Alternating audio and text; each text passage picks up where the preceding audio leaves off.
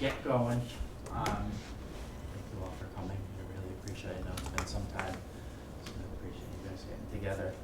I just wanted to, we have quorum, so I'd like to call this meeting to order at 6:32. First item on the agenda is to approve the minutes from October 14th. I look for a motion to approve the minutes. Make a motion. Second? Second. Well, any discussion on that? All right, all in favor? Aye. Thank you. All right, we'll move right along. The first item is just normal sports updates from both high schools. It's up to you. I'm gonna rock, paper, scissors. You don't know about this about him, but he's a hustler.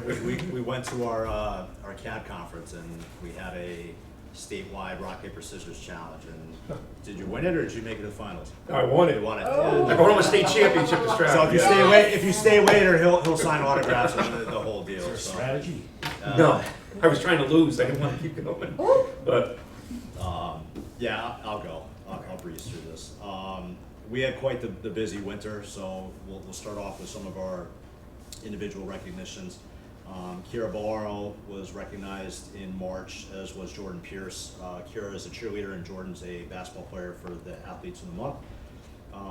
Jordan Pierce actually scored his 1,000th career point against Massac back on February 4th, so we were really proud of him and wanted to make sure that he gets recognized. He's a phenomenal kid. On March 12th, we recognized 8 senior student athletes after school who are going on to participate in athletics at the collegiate level. It was a really nice afternoon where we got to recognize 7 football players who are continuing their career at the next level, in addition to a softball player who's going down south, warmer pastures. So we're excited to celebrate those 8 athletes and their families. The next day, on the 13th, our unified sports team was invited to participate in a UConn Stores unified tournament up at Gamble Pavilion. So they made the trek up to UConn Stores and participated in that, had a great time up there and got exposed to just some unified activities, basketball being the primary one, and just kind of soaking that whole environment in. That was definitely a busy week because on Saturday, the 15th, we ended up going back to back with our state championship team for boys basketball, beating Fitch. In addition to that, the unified sports team was able to participate at halftime for a second year in a row, which was really a nice touch. Just really made for a great weekend overall. Roddy Ricketts and Jordan Pierce both earned All-State in boys basketball.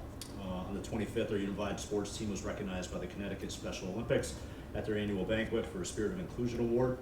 And then jumping into April, the boys basketball team was recognized on the 9th by the House of Representatives and State Senate in the Hartford Capitol with a proclamation of their accomplishments. I was able to go up there with them and had a really nice afternoon. And boys got an opportunity to see politics from the inside out, and they were more geared towards the Easter egg hunt that the state police had put on for us. So jumping ahead to the spring, just a quick rundown. We have 276 spring athletes, which with our total enrollment is about a 27% percentage. Mateo Jasso with baseball and Sydney Sedlock with softball were the April athletes of the month.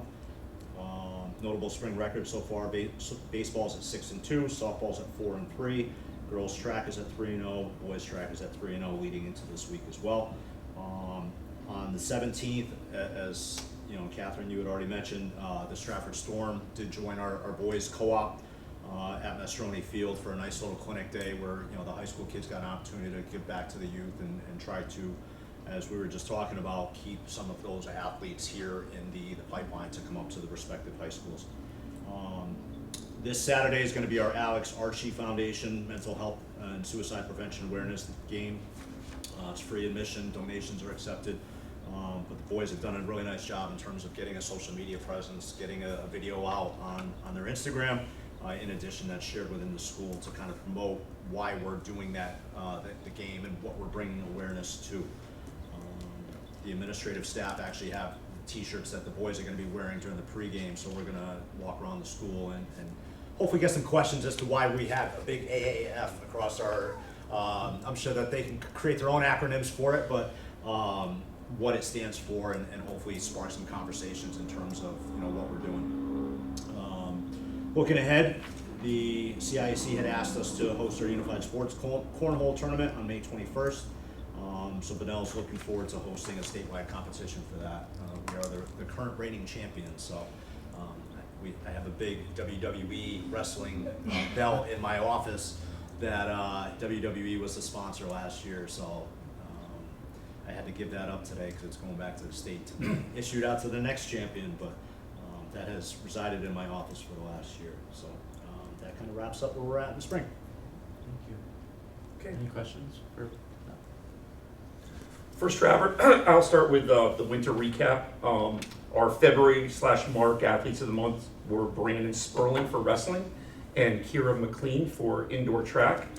Our dance team won the SWC championship this year for in the hip hop division. They placed second in the states, and they qualified for the New England regionals. We had our first all-state dancer ever at Stratford High School. Natalia Habtemarian was named that this year, so we're really excited about that. They really had a wonderful time at nationals. We're very thankful for that experience, and I think it boded well for their future. Our cheer team placed sixth in the states to qualify for the Team of the Year competition. We had a second-year all-stater in Will Langel, who, as a sophomore, was in for the second straight year, and they won the Team Spirit Award at the Opens this year. So I was really proud of our cheer team and what they've accomplished. Girls basketball qualified for the state tournament, and they lost a nail-biter to Cheshire High School in the first round.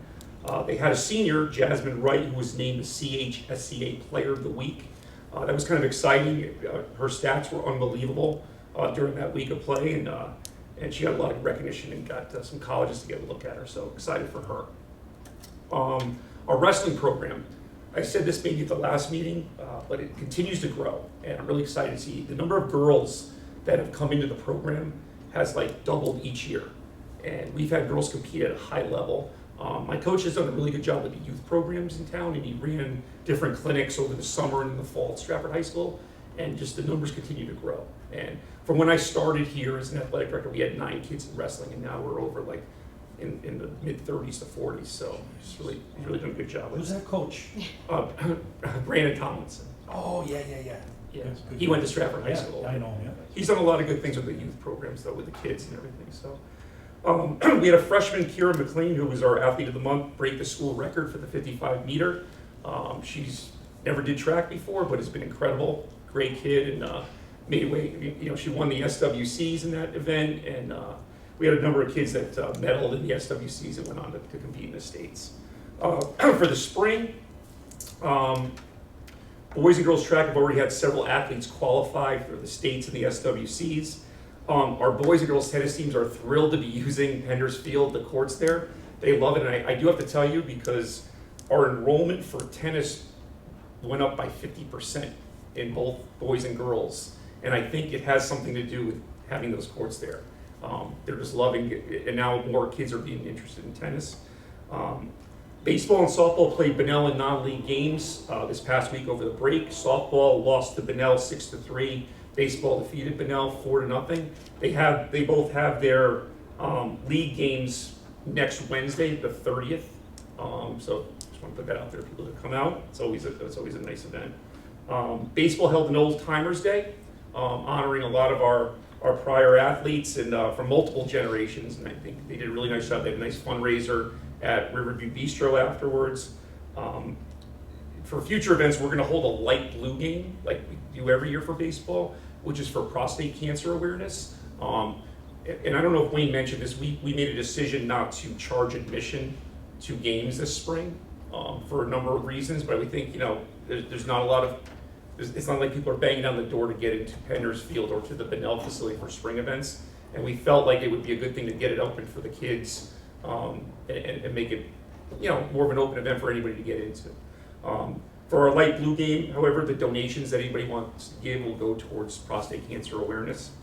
We actually have Ed Randall, who's a talk show host he was on WFAN and MLB Network, and he comes down and, because he does a national thing for prostate cancer awareness, and he comes to our game and speaks to the parents, speaks to the kids, so it's a nice event for both teams involved. Wayne mentioned before the mental health awareness. Our girls lacrosse team is holding that on Tuesday, May 6th. So the youth program is invited to come out. They get T-shirts. They do a whole pregame ceremony. They do some events at halftime. It's really to focus on mental health awareness and suicide prevention and all the dangers that are involved in that. And that's all I have. Any questions? I'd be remiss, I actually skipped over one of my wrestling notes. It wasn't all about basketball and unified sports in the winter, but Matilda Tote is our first female all-state champion. She went on and took place in New England, as did Maëlle Pierre-Paul, so we had some tremendous successes. They moved on into tournament matches. So, and then to piggyback Tony in terms of making the collective decision to not charge admission, one of the I don't want to say concerns, but one of the talking points amongst the league has been the rate of attendance at athletic events of late, and that was one of the suggestions, is whether or not the financial hurdle for kids and adults to be able to attend events is what's keeping them. And we decided that, given the layout of my campus specifically, I can't conceivably find a way to charge and permit people who don't pay an admission fee to go to softball or baseball. So it's kind of layout prohibitive for me. I've never really been able to charge at those events, but I did it specifically with lacrosse and volleyball to try to spark some interest and get some people to come out and see those two teams that are working pretty hard, and hopefully Tony's seeing the same in terms of an increase in the amount of people that are coming out to the high school events. And like Wayne said, it's not just a Stratford or Bedell thing. This is across the board. Basketball games, football games, and I don't know what the reason is. We're trying to put our finger on it, but it hasn't become the social gathering point that it used to be. Maybe because of the phone technologies, the kids just say, okay, we'll meet afterwards, and we don't have to meet at the game ahead of time. But the numbers were way down as far as students attending winter events. And Do you guys ever do any surveys though? This is the first time I think it's something that we could look at the end of the year. I've never done it for that specific reason. I noticed this year that it was very different from last year. I think there's other variables though that also come into play. The majority of the venues, at least within our league and most outside leagues, have the ability to live stream. So if somebody's on the fence or doesn't have a ride to a particular game, they could watch it from home in real time.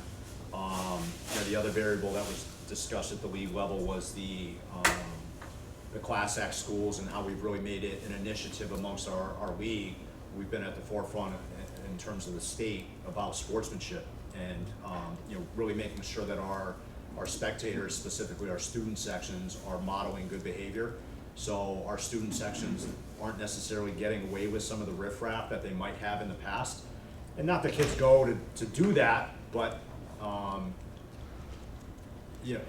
sure that they want to go there and have fun and dip their toe over the line a little bit. And I think that both schools have been really good about setting the expectation that we value sportsmanship, and we're not going to tolerate those types of conduct coming from our spectators that are demeaning towards whether or not it's our players, the opposing players, and the officials. Do you guys feel like, as a committee, is there anything that you think we could do to help with this at all, or? Personally speaking, I think it's something from a league standpoint is we can continue to put our heads together and formulate some sort of strategies. Every community is a little bit different. What works here in Stratford may not work in Weston or New Fairfield, and everybody faces their own challenges. But the fact that we're all talking about it now and trying to brainstorm different ways to increase the attendance, I think it's the start of the conversation, and hopefully we can move forward and make a positive change. Bring that back to us, so if there's things Yep. that we can do, or, promote it, let us know. Thanks. Do you guys ever promote any of your things to the superintendents, like weekly or monthly emails? Through the emails, no, we make announcements at the Board of Ed meet. We have somebody making Right, announcements that's right. coming from us about different events and things like that. Social media we use all the time. There's announcements in school Yep. I'm just constantly. thinking from the parent perspective, like I don't have kids in the school, so I wouldn't, unless I search out what the schedule is or search out like knowing that it's free, like the underclassmen wouldn't necessarily know, Right. unless they're associated with the youth lacrosse or the youth soccer or the youth football, To be honest with you though, too, I have not seen the dip in parents coming to games. Okay. It's really our student body. Student body, okay. Yeah. And I think it's pretty clear that they're being pulled in 1,000 different directions, and whether it's going to the basketball game, if they opt not to do that, they probably have 10 other options from a social standpoint in terms of what they can do. Whereas, if you go back to when we were all in high school, that was the one thing that you could do, because that was the one area that you were going to be able to see your friends and be able to converse, and it's changed drastically. Yeah. So we're fighting that battle. I know you mentioned at one of your meetings that the teams support each other, or they were encouraged to support each other. Are you still doing some initiatives like that? So like the volleyball team goes to the lacrosse game and the lacrosse players go to the volleyball game, or? I can speak like my football team loves to go to the volleyball games, and they sit in a group. I do have to make sure that they don't, because their rules for volleyball are a little stricter than basketball as far as what you can, Say, and yeah. not even say, but Service noises. service is the big area with Yeah. volleyball, not disturbing the Yeah. serve. Yeah. But I do have teams that show up for other teams. Okay. It is unfortunate though, like let's say basketball, our girls teams usually play away while our boys teams play home. Right. So it's hard to get that common, Yeah. date that they can basically watch each other. Yeah, I mean, we see it with our football program. When they finish up with their lifting, they'll come in and they'll support, whether or not it's girls basketball during the winter or boys volleyball during the spring, they'll come in and stay for a quarter, a half, a match, if you will, and provide support for their peers that are competing for the school. But it's nice. It creates a nice environment when you have that cross sport Yeah. support. Great. Just thinking at work, what we do to get people to come to events, and so I'm thinking out loud, have to offer them something, even at work. Even if it's a raffle ticket for a chance to win a t-shirt. Is there any way to incentivize the kids with a hot dog with a t-shirt, a chance to win something, and not for anyone to reply, but like that's what we have to do with adults. To go to a meeting, so maybe have to do something, or think of something Yeah, we've done creative. numerous t-shirt giveaways, especially during the winter sports season, just to try to get Yeah. our student section Yeah. packed. Yeah, And I can't even fill the stands when we're giving away free t-shirts and Yeah. there's no admission for kids to come in. There you go. Yeah. So, yeah. The food situation is somewhat of a concern because we had discussions with other athletic directors where they did that, and then it turned into people grabbing the food and then Yeah. making a mess and leaving. Grabbing the hot dog Yeah. and going. Yeah. So the T-shirt at least would hopefully keep you there, but I don't know. but you're right. Maybe a raffle that could hold off to the end of the game. Like a group in town sponsors something really cool. At the end of the game, you pull a ticket, whatever that cool thing is. I don't know. Right, or like sometimes like in the professional games, right, like a halftime, like competition thing that they win, like just to. Yeah. yeah, we had a couple games where my student leadership group sponsored, like halftime, where it's a layup, a free throw, Yeah. and then, a 3-point basket. And we actually had a kid who knocked down all three and got a free basketball sweatshirt as a result of it. But we didn't do that for every game. The student leadership group kind of picked and choose which games they felt Yeah. would be best attended, and, executed that. So Yeah. certainly some things to think about. Thank you both. We will move on to B, or C, I'm sorry. So I asked Wayne and Tony to present a little bit about what the coaching performance evaluations look like at the end of each year. We haven't heard about that, and we just kind of want to get a little bit better understanding of how coaches are evaluated at each end of the season, and you know, where does it come from? Is it something that you guys have come up with, or is it coming from? Yeah, I mean, I CAs can and speak stuff? to this. So in front of you, it's just. Yeah, so I'm looking at the head coach's evaluation form, not the self-evaluation, but this is something that I inherited when I took over 9 years ago, and I have tweaked it based on my conversations with other athletic directors in the league, you know, reviewing what their evaluation forms look like and what criteria they look to assess and score, you know, as a result of how the season went for that particular coach.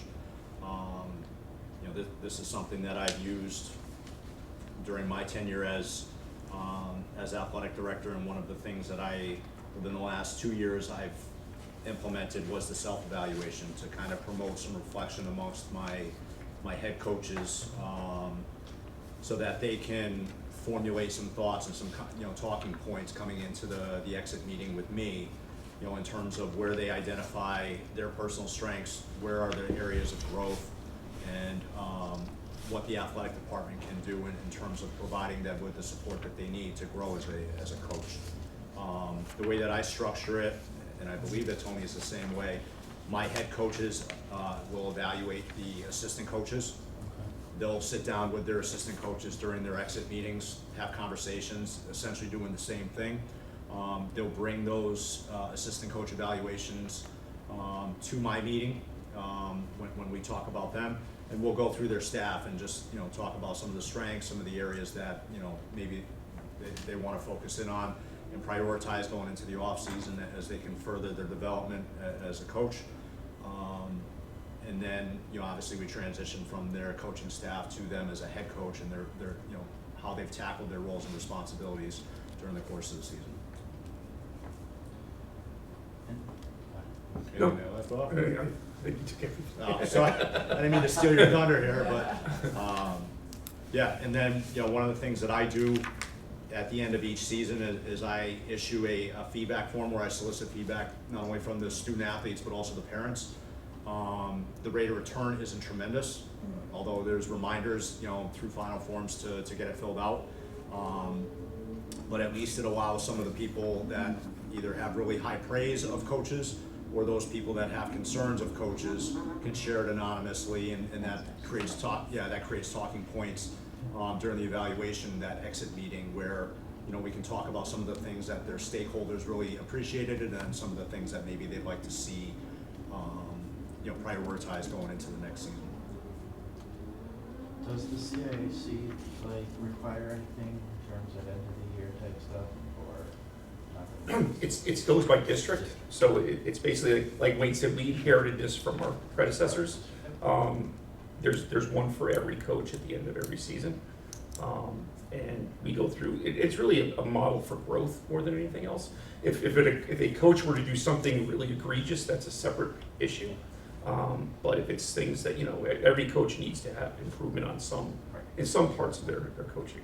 And while this was inherited, in looking at the evaluation tools that other districts use, it's very similar. It's not like it's outdated and you know, needs to be revised. And we do, you know, one good thing about our league, there's 14 schools. We share things with each other, and we get ideas from other schools, so it's kind of nice to see that we're on the same page with other districts. Anyone have any questions on that? So you said, when you mentioned that, the surveys that are sent to like the student athletes and the parents are anonymous. Yep. Is it made clear to them that it's anonymous? Cause I have a lot of parents that will tell me, and it's not just like your surveys, it's just any surveys that are sent out through the schools, right?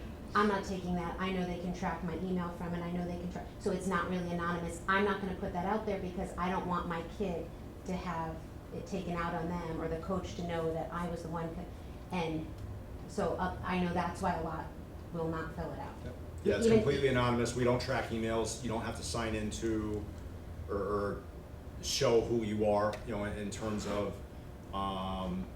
any sort of. So is there a way though, like we can emphasize that to parents, like this is anonymous? It's stated on the top. I mean, I don't know how else, if somebody's not reading that, it's not or that it is anonymous. I think what we can do through final forms, we can send an email to all the parents, just saying a general statement, just so you're aware, when you do any feedback evaluation of your experience at Stratford High School or Benell High School for whatever sport, that it is an anonymous. I just know from a teacher standpoint, whenever they get a survey, they feel the same way.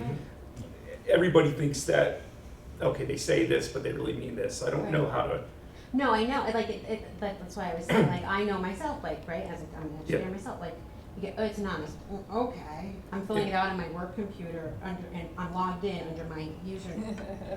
You know, so I get that, but it's just concerning to me because, I mean, we talked about it, you and I, Tony, like, parents have, and kids have concerns about some of these coaches and some of the behaviors and some of the things, and they might not come forward, or they'd come to someone else instead, or like, and then it just continues to happen and build, and then.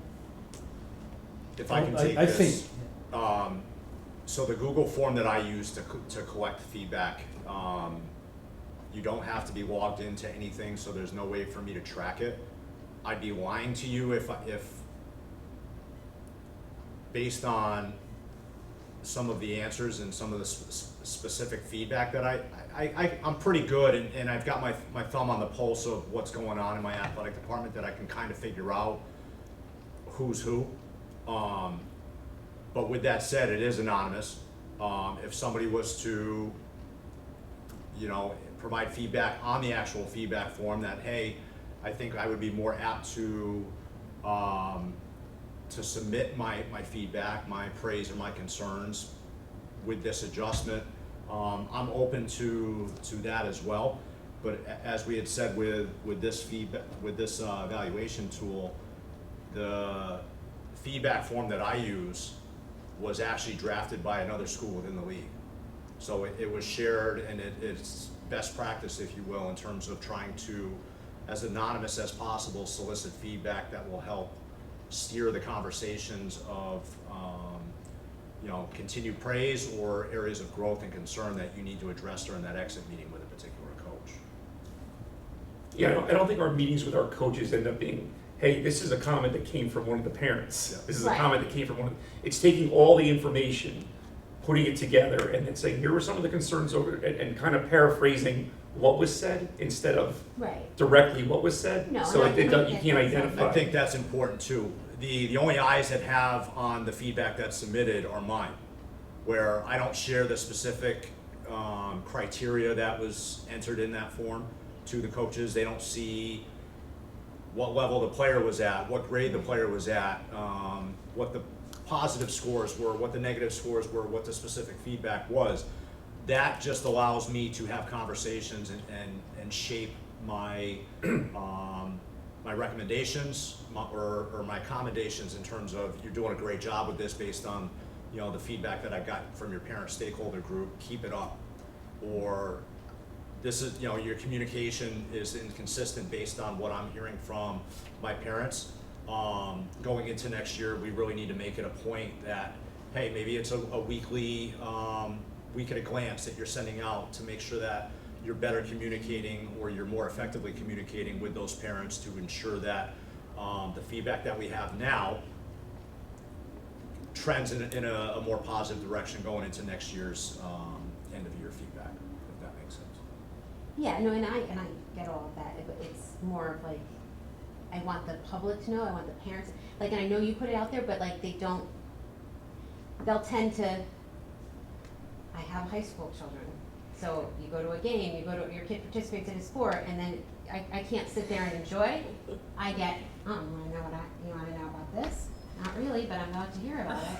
You know, and it's fresh. I'm like, so I always say, well, you know who you need to direct that to? So it's just trying to get, you know, give you guys the chance to know what they're complaining about. Like, and I try to encourage that pathway, right? Like, I can't fix your problem. You need to, you know, go to Tony, go to Wayne. You know, you're not getting any response, then like feel free to like contact somebody else or the principal or but like, I can't be the one to always go to Tony and Wayne and be like, oh, I heard this, I heard that. Like, that's not my job, right? And I think we're both very good in terms of our seasonal meetings, talking about if there are concerns, what our chain of command is, in terms of trying to get some sort of answer to the issues. Yeah. or whatnot. It all starts with, and I know that you feel the same way that I do, it starts with the kid and the coach. That conversation has to start first. There's a relationship that's developed there. And what I tell my parents each and every season, that if you skip that chain of command and that kid has not had a conversation with the coach and you come right to me, I'm gonna kick it back and say, until that kid has met with the coach and communicated what their concerns are, or you know, where they need to really focus, or things for improvement, that's how we follow that chain of command in terms of you know, making sure that we go in order so that we don't skip steps and maybe miss some context to the situation that is important. And remember, when we talk about this, I would say 80% of the time there's an issue with a coach. It starts with playing time, or you know, lack of communication. If there's something egregious, if there's something that's a whole different element to it. But if we're talking about a kid's unhappy because they're not playing, they didn't start a game, you know, that conversation has to start with the kid talking to the coach at the appropriate time. If they don't feel that they can talk to the head coach, they can talk to the assistant coach. If there's a captain, there's different relationships that are built, and then it works its way up. If it's something really, an emergency situation, that's a whole different situation that we would deal with. Right. And we actually, you know, truth be told, I had a situation this year where kids came into my office and expressed genuine concern for what was going on in that respective sport. And it did spark an in-season sit-down meeting with the coaching staff to address their concerns and some of the modifications that we were going to have to do in season to alleviate those concerns and improve the overall environment of what was going on. So, you know, our doors are always open to kids, provided that they feel comfortable enough to come talk to us. I know that that's not always the case, but we hope that relationship that's established between a coach and a player, there's enough of a level of comfort there that they can either go to their head coach or they can go to an assistant coach and say, hey, you know, I'm having this, you know, I don't agree with this, what's going on? And ask some questions and hopefully get some answers from the program level. I guess one other question I had, you guys had mentioned, like, the head coach does their self-reflection, you do an evaluation and reflection with them, and then they do it for the assistant coaches. Do the assistant coaches ever fill out an evaluation on the head coach? Because to your point, right, they're in there, they see these things happening, they know like what's going on, and they might see things that validate. So I've never had an assistant coach do an evaluation of a head coach, but I have had assistant coaches come talk to me about concerns that they've had about a head coach. So I don't think that they would do, that's a very difficult relationship to have an assistant, you know, write up something formal. That's an evaluation on a head coach. And essentially their supervisor. Right. But to Tony's point, again, I talked about the situation that I dealt with at Benel with kids bringing something to my attention. I have had assistant coaches come in and express some concerns in terms of what was going on within the program and how certain things were being handled, bringing it to my attention so that I could hold a staff meeting and provide my insight in terms of what needs to be corrected to improve the overall experience for the student athletes, but also make it a more positive environment and experience overall for everybody involved. And I had an assistant coach come talk to me this year about a concern that they had. I won't go into specifics, but you know, so to take that's coming from that level is very important to take what that feedback is and makes correct the actions that are going on.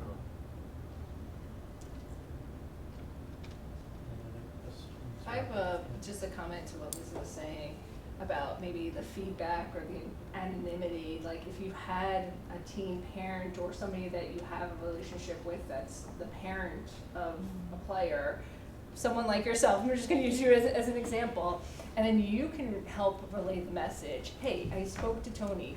Tony assures me that it's anonymous. Everybody needs to fill this out. you know, and then they can be a conduit for you guys or help you guys get some more of that, you know, participation on those feedbacks, because you're trusted, right? You're trusted in that social circle of the parents. Right. So they Good might, idea, have like a pick, yeah. then they might be more apt to fill that out if you're only seeing a 10% return or 30% return and you need more. Because you'll know who those active parents are, you might already have relationships with some of those, that they might be able to help you in that situation. Because I'll trust what Lisa says, maybe I won't trust the email, but if Lisa's like, yeah, I spoke to Tony, you know, he assures me I'm going on tonight and I'm filling this out. You might get more participation or feedback that way. Yeah, it's something that I know myself I'd like to improve upon, about getting more evaluations back from people, getting more feedback back. It's difficult. A lot of times your best bet is getting people that are graduating, because they have nothing else to lose. Right. And they're more honest and will be more forthcoming with their comments. Yeah, but it's at a downfall because the program won't get any better if the kid's in it for 4 years, having the same issues for 4 years. If they feel like they can't say anything, or the parent feels like they're gonna get, you know, retribution against them. So it's kind of a never-ending cycle unless we try, you know, to fix them, and maybe just the communication and the messaging.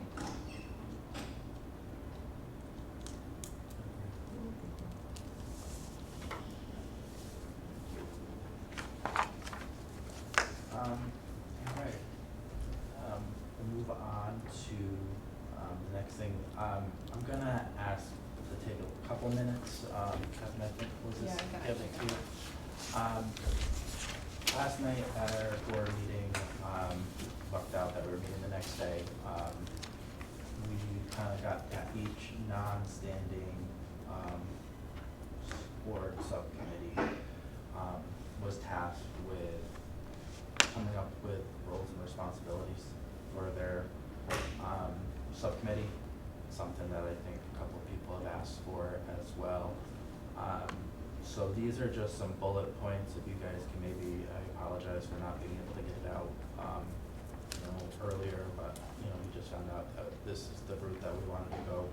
If we can take just a few minutes and read through it. Again, these are just bullet points of things that I've seen that we've done, that we've talked about, and then I've just added some bullet points to it, and then want to get your feedback, and we could redline it and ask Teresa that takes notes with it too. So I'll just give you a few minutes and then come back if that's okay, or the other option, if you don't feel like it, you guys can take it home and we can have another meeting to vote on it in May. Probably be more valuable to take it home, even if we could send it back and forth. Yep. Perhaps. I think maybe putting this in a Google Doc format and sharing Yeah. it with everybody and allowing people to provide feedback That would be great. on the document so it's live. Yeah, I think that's a really good idea. One of the things, and I put it in there, then I put in the comment, specific metrics. On that number 5 assessment, collect and analyze data on participation rates, performance outcomes, and other relevant metrics such as, I didn't know if there was other relevant metrics that you guys use, so if there was something specific we should add in there, We get that, yeah. Just something to think about. If there's not, then we could just remove that part. On number 5, I was making a few notes and then I got to number 5, and the second section there, prepare and present reports, which I had been writing up above. How do we do that? So that might be the solution for 1 through 4 above, where conduct evaluations, but then what do we do with them? And assess financial sustainability, but what do we do with them? So I guess it all boils up into prepare and present reports. Yeah, that's the type of feedback, I don't see every single bullet point being in the roles and responsibilities, but just, we can strike through of things that you guys don't think are important or condense it. So I think the Google Doc is a really good idea. Teresa, is that something that you can help facilitate and set up for us? I can do that and share it with everybody. That'd be great. If we ask questions on the Google Doc, do you respond to, like, my question was like athletic goals. So like, what are the athletic goals? you know, and so we could determine if they are in alignment with the schools, you know, with the school boards. But I would ask that question, I would have to either go back and notes that I've taken, or if Yeah. you knew that as a quick copy and paste, to put that in. Because again, if this already exists, then it doesn't need to be a bullet point, like if they already align, you know, it doesn't necessarily have to be a bullet point. And I think more for Wayne and Tony, looking at number 4, number 9, what can we do to help with everything they were just talking about? Not just help them, but help all the programs. And how do we do that? Yep.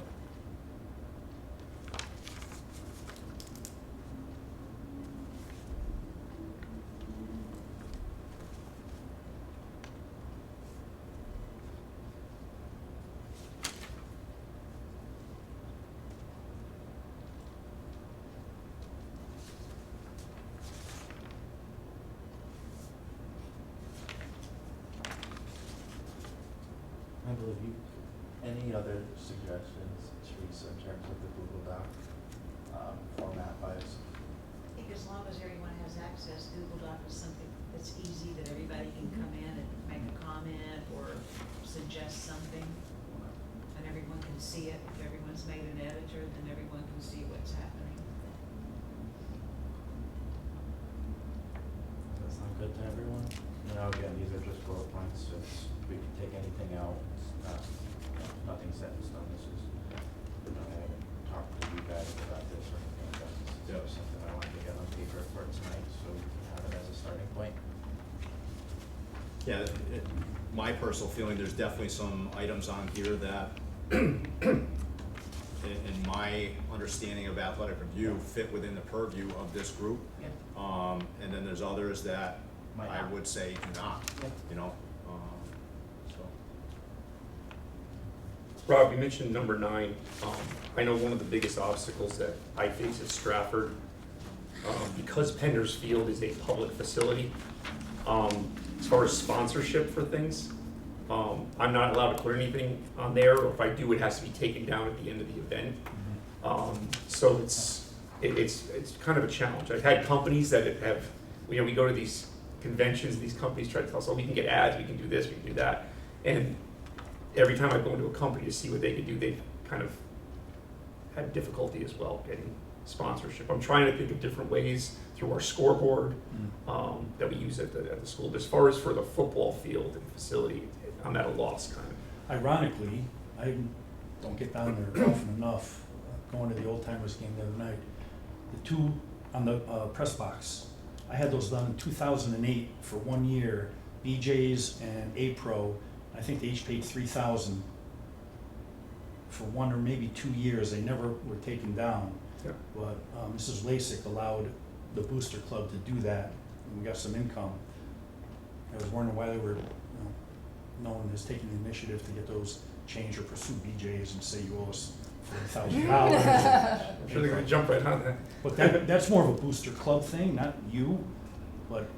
I just remember when we got our new scoreboard at Penders Yeah. Field, I believe Michael Lupia was the president Yeah. of Booster Club at that time. Yeah. And we got one that had clips that you could put signs on there. Yeah. But then and I don't know the truth behind this. I've heard that like, oh, whatever advertising goes on there, the money goes to the town, not to Stratford High School, because it's a public town field. Maybe an exemption, because I know we've done that in the past. I don't know, even at Pinell, if you do that. So It just made us like kind of stop, like, because people have talked about, oh, I want to put up signs Yeah. for during a football game around the Right. fences. Yeah, And then we were, It might be and it's questionable, I don't know the answer I to think it's it. fake news. I was just gonna say, yeah, well, like, who told you that? Like, is it Public Works that put a kibosh on it? so Is it in the Both former language? athletic directors told me that when I started. Mm. So I've kind of taken their word for it. I know, at DeLuca Field, they were able to do it in a certain way because it's a confined stadium. But as far as Penders goes, revenue was gonna go to the town. I'll look I into that. know, yeah, I would I'll look into it. double check that. Yeah. And the other thing that used to happen, I don't know if it does anymore, whenever a class would have its big reunion, we were asked, or someone from that class would ask to give a big donation in for a sign, for something, for a sound system. I don't know if that's done anymore, but that's low-hanging fruit. The lowest hanging fruit I can see is when they have their big reunions, whatever money they make from that reunion, pick something, even if it's the library, but hopefully it could be the field. Yeah. I don't know how to go about that necessarily, but I'll check with some folks in the town about Penders, if that's okay. Is that an issue at the moment? It's not. My issue is the Booster Club and the lack of it. Yeah. It's been a downward trend in terms of trying to get parent involvement and parent support, to the point where for Friday nights and the concession stands and whatnot, I'm the one who's going to get the items to stock it, because I don't have any parents that are open to going and doing it. That's not okay. And at the end of the day, all that money is going back in the form of athletic support, scholarships, and so I don't mind doing it, but it's just another task that probably shouldn't fall on my plate, but it needs to fall on my plate because otherwise it wouldn't get done, Is there a president of the Booster Club? At Stratford? And I have 2 presidents, and I'm lucky to have them. Unfortunately, both of them have kids that have already graduated from Stratford High School, so I don't have anybody as, I have some parents that help out here and there, but it's the true meat and bones of doing it are from parents that have kids that have already graduated. It's like a problem across all boards for it, like with the booster clubs, PTAs, post-prom. What like, happened? People don't, like, I know Nobody Benel's wants to post-prom leave. is, I'm on that, I'm supposed to be taking that over, because Yeah. I've got several down. And just getting people to make the donations that like, they're like, oh, and it kills you because you see them like put it up on their social media, like, help support this. But they don't, But I know you didn't give yourself, like, even their time, right, like the time or the, anything. it's too bad. And you hear the complaint a lot of times, oh, well, you're being asked from every angle, right? Every sports team, the band, the, post-prom, the this, the that, and,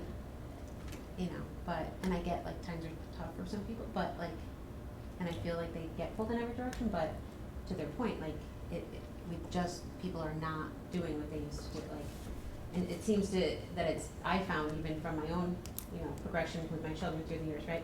It's those same couple groups of parents that did it all in the elementary school. You got to the middle school, they were still the ones doing it. By the time they got to the high school, they're like, I'm done being the one to do it. Like, somebody else needs, and it's terrible because they take a seat because they've been doing it for all these years, and then nobody steps up. Always. I have another question about fields. For Pender specifically, all of your, I don't know what to call it, not fencing, but fencing coverings, your goalpost wraps, everything looks old. Who maintains that? Is that the town that should be replacing that? So Is that coming we out just of put up your new budget? windscreens across the whole back, which was really worn. Right. The Booster Club paid for that. Okay, As far as the fence, are you talking about the yellow covering over on the top of the fence? it might be, I looked from the street, but it was like the far, against the houses, maybe it wasn't the windscreen, but it looked like something was ripping. It may have been the goal post wrap, or, I'd have to get more specific. I mean, the goalpost Searching- wraps are only there for the football games, and then they're put away. I'll in the- take a picture and in the I'll field ask house? you, but I wasn't sure if it was your responsibility or. the It town's depends. If it's part of the responsibility. field, it's not my responsibility Right. necessarily. If it's like a goalpost wrap, then it's something I would purchase for Yeah, okay, the football team. yeah. I only ask because we're having, an upcoming rec meeting, town rec meeting. So if, like, something is not being done for your fields, like the sponsorship question, we can ask, the town, what's the deal with sponsorship? Why can't they? I mean, I might as well bring this up now. I know the turf is due to be redone. It was a 10-year, I think, life, and that was, and it's now 12 and a half years old. So Yeah. I don't know when it's on the next docket, but Has he brought that up to you? Has he told you when? no. Okay. I'm on it.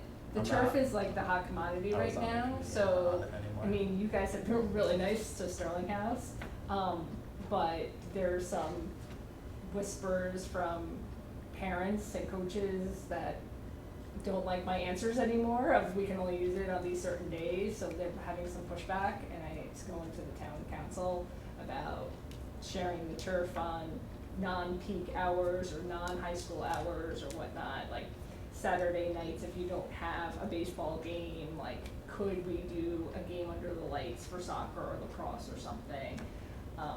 So I wanted to make sure like you guys have what you had first, so we could push like the turf or the padding or the windscreens or whatnot that the town needs to pick up slack, and then, you know, try to work together for anything else that they're asking for, so. I'm surprised that there's pushback from coaches because, I mean, the amount of use that I know my venue gets and the amount of approvals that I have to push through from Park and Rec, when we're not using it, it's being used, like. But it's Sundays, so And- almost. Yeah, and Saturdays, when we don't have athletic events scheduled. The turf? Yeah. Cause that's not the information that I'm receiving. Yeah, For I've, permitting. I've said that we have practices or games and I block off until 3 o'clock Okay, on Saturdays. alright, yeah, cause then that information's not getting to the organizations, and rec has not given that as an option. I think that there's a disconnect right now. We had an issue this week where Park and Rec had submitted a request for our space and it didn't get communicated because there's been a changing of the guard. And I don't know if they necessarily know everybody that needs, you know, in terms of stakeholders who needs to receive communication about it. But we had an issue in our building this week where a group showed up and I had approved it, but then once my approval went back to the Park and Rec department, it never got distributed out to the other people that usually would have gotten it under the previous regime. And it created a little bit of confusion as to why this group is showing up at 7 o'clock at night during the week. But I think that we cleared that, so I'm hopeful that with that guidance in terms of who needs to be included in the conversation, maybe there's a little bit more communication, it's a little bit more effective moving forward, so that if you guys have needs on the weekends that, you know, if the field's not being used, by all means, provided that it's, you know, used in a respectful manner. And that's been part of my issue, you know. I've got a flag football group that I still can't put my thumb on as to where they're coming from, but every time I look at a lacrosse game, I've got flag football that's using it unpermitted. You know, I know that there's not a permit for that practice, and nobody will tell me who the group is with and who the coach is with. You know, I've questioned them on that, and just making sure that the fields are used in a respectful manner. You know, in terms of food and seeds and spikes and stuff like that. But, I have no problems or no qualms about Park and Rec or Sterling House coming down and using it when it's not used.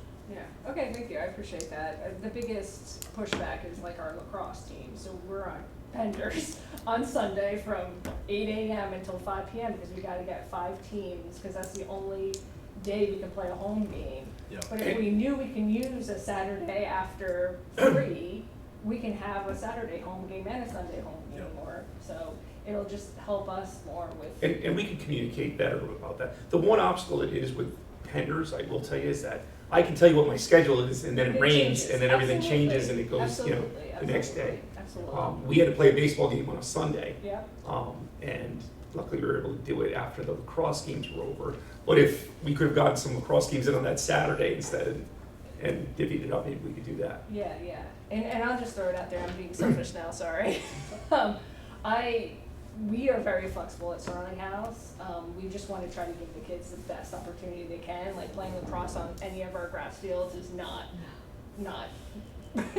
anything that our kids should be doing. Like, so that's why there's a lot of push from like turf, especially. Yeah. You helped was us. telling me that they're building a new turf field in town? Oh, yeah, that's in the next 5 That's- years. Where is that, by the way?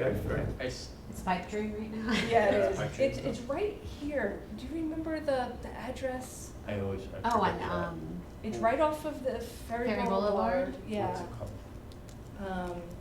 Right I'll have to look at behind the my- I know, I'll have cleaners. to look at my Yeah, notes, it's like please. right behind the cleaners and the dance studio. It's Oh, in yeah, back yeah. in that residential Yeah. area. And it'll be a full turf field that can be used. Full, yeah. Oh, wow. yeah. That'll be a game changer. It will be a game changer. Has I'll be that- retired, but. Has that- Time's ticking, so I still have to ask you guys for turf. But again, I just say that, one, it's selfish, but two, like, if there are things that you need, again, old timers, Sterling House, whatever, how we can help you, because in the long run, it helps us as well, so just let us know. 2 things, 95% sure the money goes to you, and I'll have it confirmed in 25 minutes. That's a game changer for me. And I really think if we could find a way to influence reunions, because we used to do this years ago, at a reunion, you collect money and you give it towards something at the high school. If they're not doing that anymore, we need to remind them how to behave.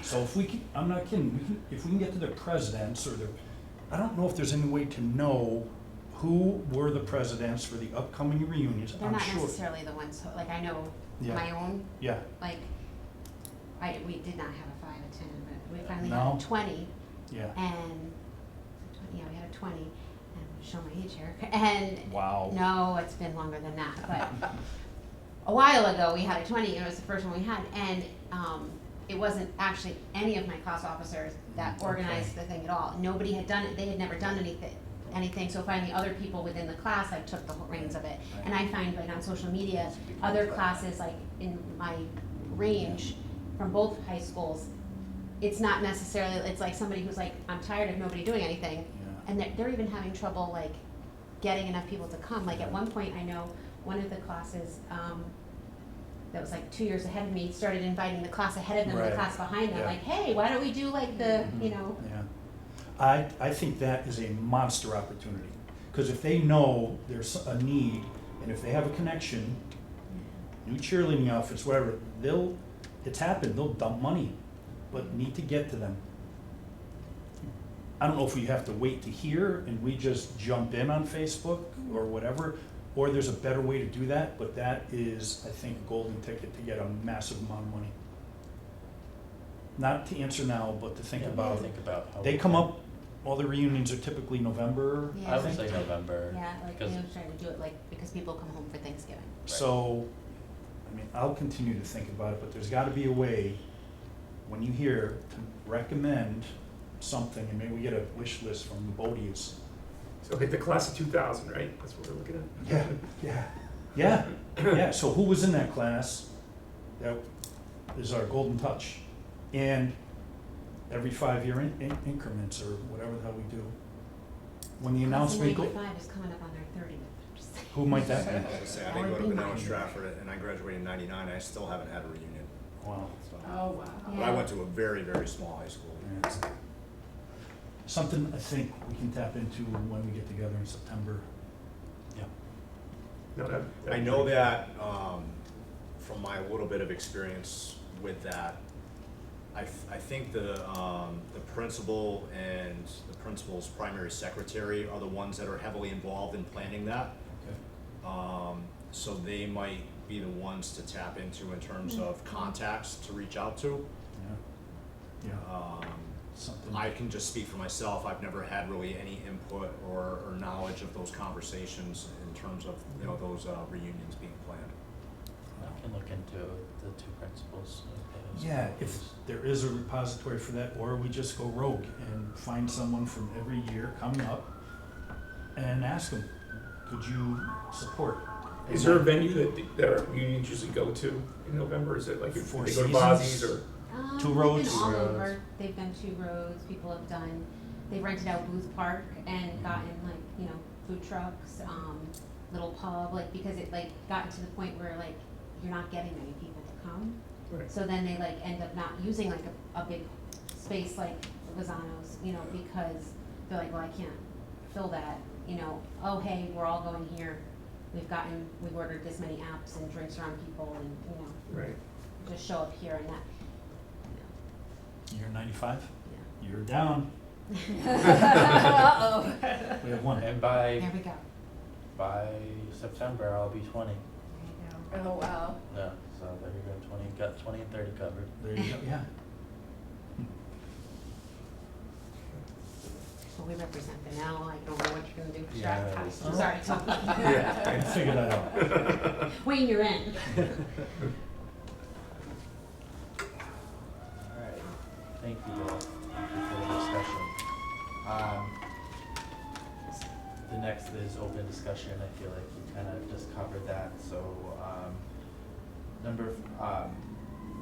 we'll go through, the Google Doc, and then I'm hoping we can schedule something for May to, I think we had kind of talked about 30 days that we wanted to get it done from yesterday. I don't, forgive me if is that what we kind of talked about? Something along those lines, yeah. That we wanted to get it done within a month's time, because we want to get the bylaws passed, so, we'll kind of do the Google document, for the next few weeks, and then we'll schedule, a May meeting to, fully approve it and pass it on.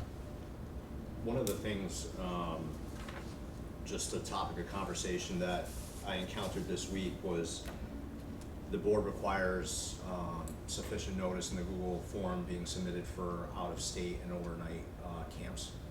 And I know that my cheerleading coach, who's not employed otherwise, other than being a cheer coach, she doesn't have a Stratford K-12 email or whatnot, did not have access to be able to submit that form. And we've been working with the IT department.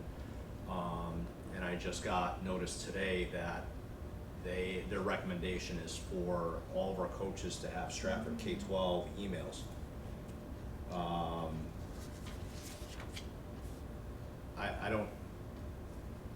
I don't know if it's necessary. I'm of the mindset, work smarter, not harder. I feel like with the turnover with coaches and the amount of,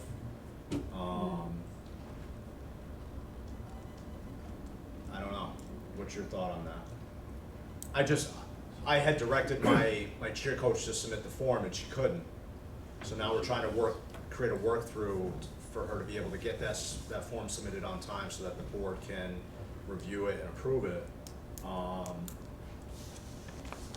But it shouldn't, I just wanna understand the process better then, because then shouldn't it, because it has to be signed off, I would assume, by like you or like by. the Yeah, but I principal. don't have all of the criteria in terms of what the daily schedule is. Right, like, so can they like fill all that out, submit all that to like you or Katie, and then it be sent through, not to make more work for you guys, but like, I'm just trying to figure out like, cause I know the Chain of signatures have to command, be For the summer. on Yeah. there. I wasn't sure what, and we haven't had this conversation prior to now, so I Yeah. wasn't sure what your feeling was on that. You are right about if you give everybody the Stratford email, there is so much turnover, especially with assistants. I don't know if it makes sense to go that route. Is there any benefit to having that be their work email communication? So if you ever needed to access some type of communication to a parent or student, that you would have that access instantaneously instead of having to get it through their email or whatnot? I'm sorry, I always have like the waiver liability brain. Yeah. So like that's where my brain goes to, especially nowadays, everybody says silly things online or through email or whatnot. So would that? I would say the only thing, concern? like, as far as having the Stratford email, the benefit of it is for Google Docs and being able to share things. If they have a Yahoo address, then they can't.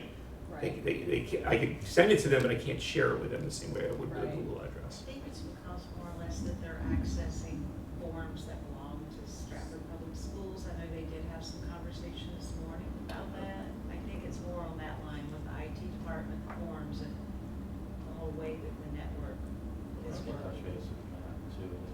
You know, maybe a workaround then is if we create a copy of that from the athletic department and we have the coaches submit it to us, And then Right. and then we review it, and then we submit it on behalf of the athletic department to the board.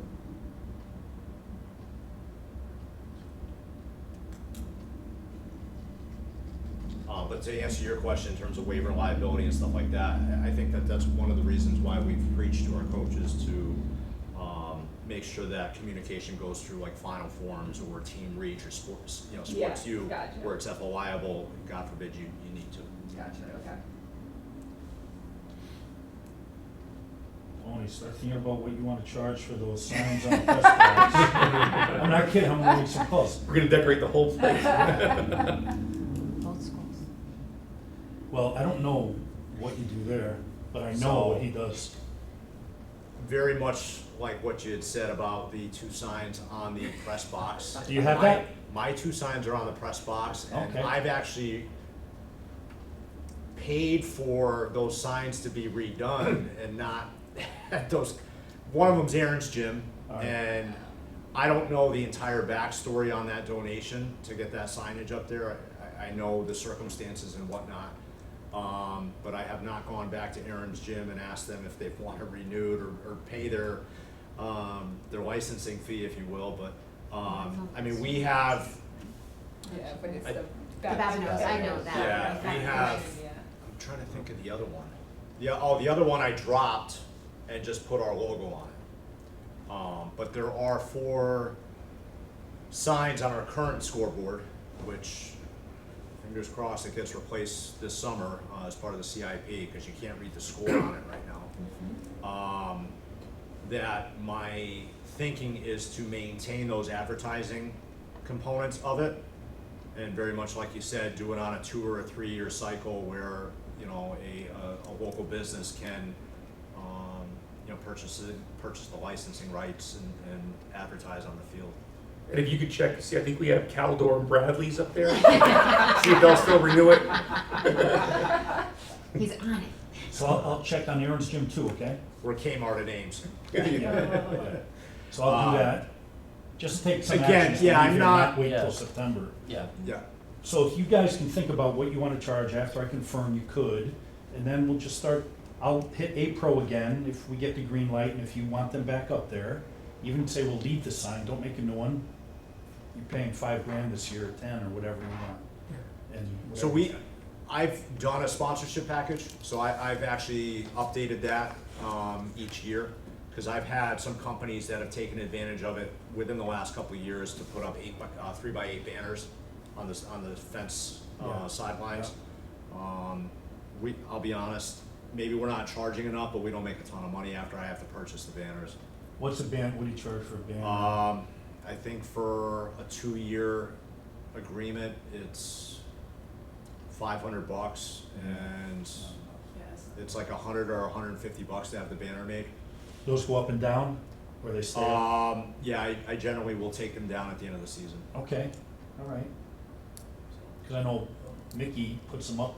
He just put down them up for every that game. event, yeah. Yeah, They don't stay there though. No. He takes them down after the right, event. but those other signs, the press box, people are Right. paying more for, cause there are thousands of people looking at that throughout the year. So, I'll follow up on that, and I'll follow up on Aaron's gym? Okay. Okay. Just have to come up with a cost. Do you want Jeff's number? I have, Okay. you could remind him, you talk to him. Just say that topic came up in conversation. Yeah. Cause that's the worst thing he likes to talk about is money. Yeah. Well, just wanna keep the sign up. Yeah, absolutely, absolutely.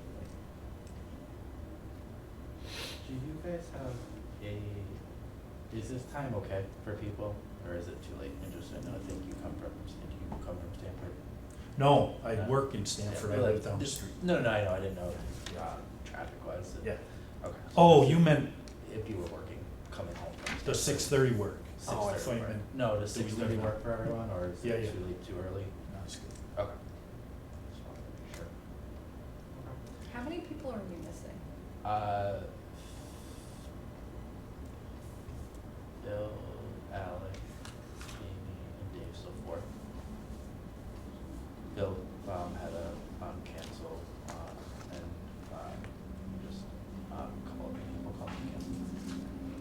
So. Do we have a, motion to adjourn the meeting? Motion to adjourn? Second? Second. All in favor? Aye. Thank you. Thank you.